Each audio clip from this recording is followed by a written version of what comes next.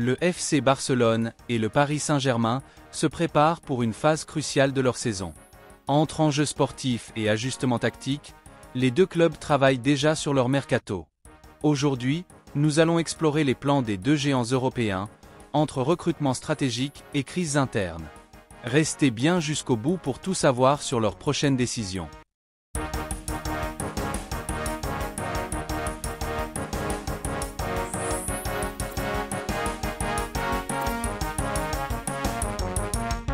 Le FC Barcelone déniche le remplaçant de Koundé. Le FC Barcelone rencontre des difficultés financières, mais cela n'impacte pas ses ambitions futures. L'un des axes prioritaires de la direction est de solidifier le poste d'arrière droit, et ils ont déjà identifié le successeur de Jules Koundé. Cependant, ces ambitions nécessitent une planification méticuleuse.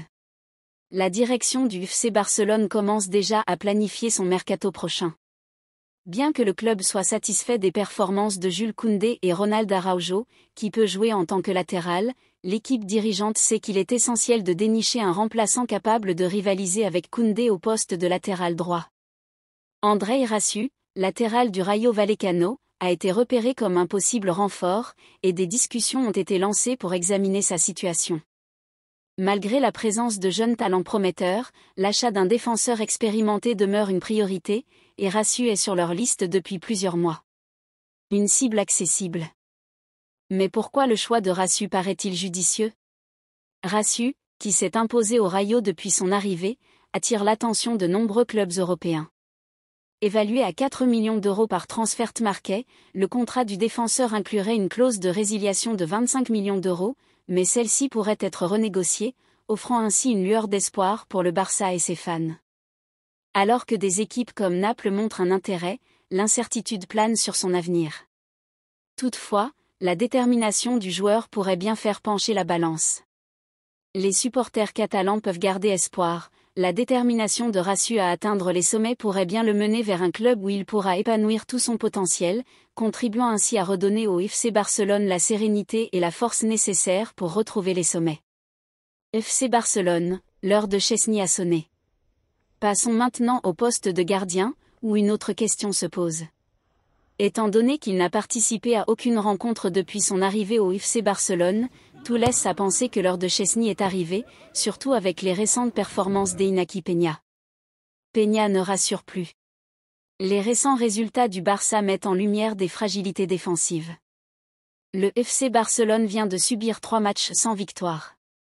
Bien que le gardien ne soit pas le seul responsable des différents buts encaissés, il a toutefois réalisé une performance décevante lors de la dernière rencontre contre l'UD Las Palmas. L'adversaire a réussi à cadrer 3 frappes, marquant 2 buts, tandis que le gardien du Barça n'a effectué qu'un seul arrêt. Face à cette situation, Hansi Flick pourrait bien jouer une nouvelle carte. Cette situation incite Hansi Flick à envisager de faire jouer Szczęsny, réputé pour ses excellents résultats et son expérience, afin d'aider le club à traverser cette période difficile. Tous les regards se tournent désormais vers le coach allemand pour voir sa prochaine composition. FC Barcelone, Frenkie de Jong inquiète encore, sa forme physique remise en cause par Hansi Flick. Un autre dossier délicat concerne l'état de forme de Frenkie de Jong. Le FC Barcelone et Hansi Flick ne sont toujours pas entièrement convaincus de la forme physique de Frenkie de Jong. L'international néerlandais s'est encore retrouvé remplaçant face à Las Palmas malgré des absences. Les explications du coach allemand ne se sont pas fait attendre. Hansi Flick a été obligé de répondre sur l'absence dans le 11 de Frenkie de Jong. L'international néerlandais a pris place sur le banc face à Las Palmas malgré la suspension de Marc Casado et la blessure de Dani Olmo. Le coach barcelonais a ainsi donné sa chance à Pablo Torre et relancé Gavi, habitué à jouer 30 minutes depuis son retour des croisés. Un rebond attendu avec le retour de Lamine Yamal. Pour retrouver le chemin de la victoire, le Barça mise sur le retour d'un jeune talent. Le Barça a pris l'eau en Liga depuis 3 journées. Un point pris seulement sur 9 possibles pour les Barcelonais qui peuvent perdre la première place au profit du Real Madrid si les Merengues battent le Valence CF lors de leur match en retard. Lamine Yamal n'a démarré aucun de ces matchs mais devrait pouvoir débuter celui de ce mardi à Majorque. Une nouvelle défaite offrirait directement le trône de leader au Real. 25 millions, le PSG proche d'un accord pour la surprise Baturina. Du côté du Paris Saint-Germain, l'hiver s'annonce agité sur le marché des transferts. Le PSG sera très actif l'hiver prochain sur le marché des transferts. Luis Enrique est à la recherche d'un nouvel élément offensif. Baturina, transfert surprise de l'hiver au PSG? Un nom inattendu fait désormais les gros titres en Croatie. Selon les informations de Germanijac, média croate, le PSG aurait avancé ses pions dans le dossier du crack croate, qui évolue du côté Dinamo Zagreb.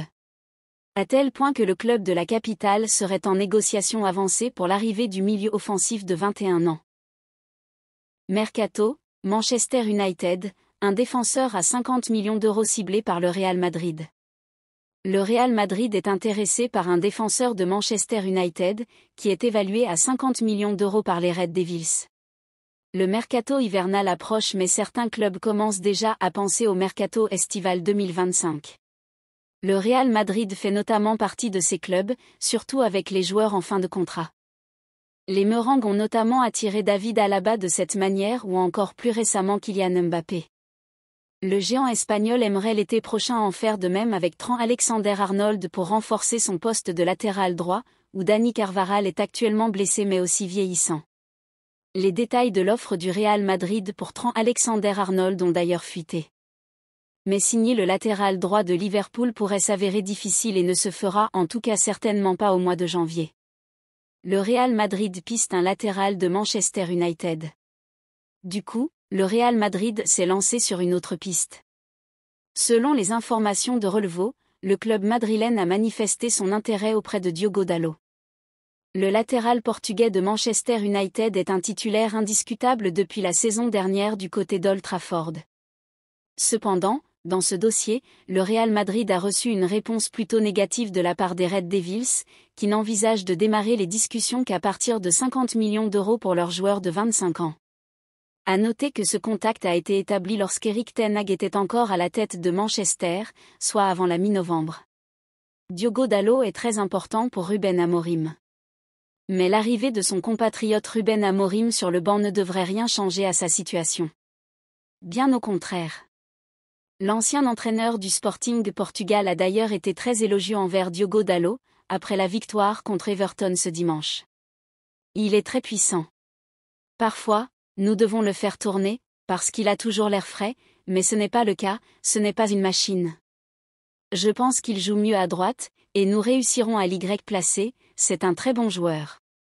Il peut jouer des deux côtés, et un joueur comme ça, aujourd'hui, c'est parfait. Je m'attends à ce que Dalot soit le même que l'année dernière. C'est un joueur d'équipe, cela se voit dans sa façon de jouer, a loué Amorim. Le Real Madrid va privilégier l'option Alexander-Arnold. En clair, l'entraîneur portugais se positionnera contre le départ de son latéral droit cet hiver. Ce qui devrait refroidir les potentielles négociations, en plus du prix de départ élevé fixé par Manchester United. Le Real Madrid devrait ainsi intensifier les négociations avec sa piste principale, Trent Alexander-Arnold.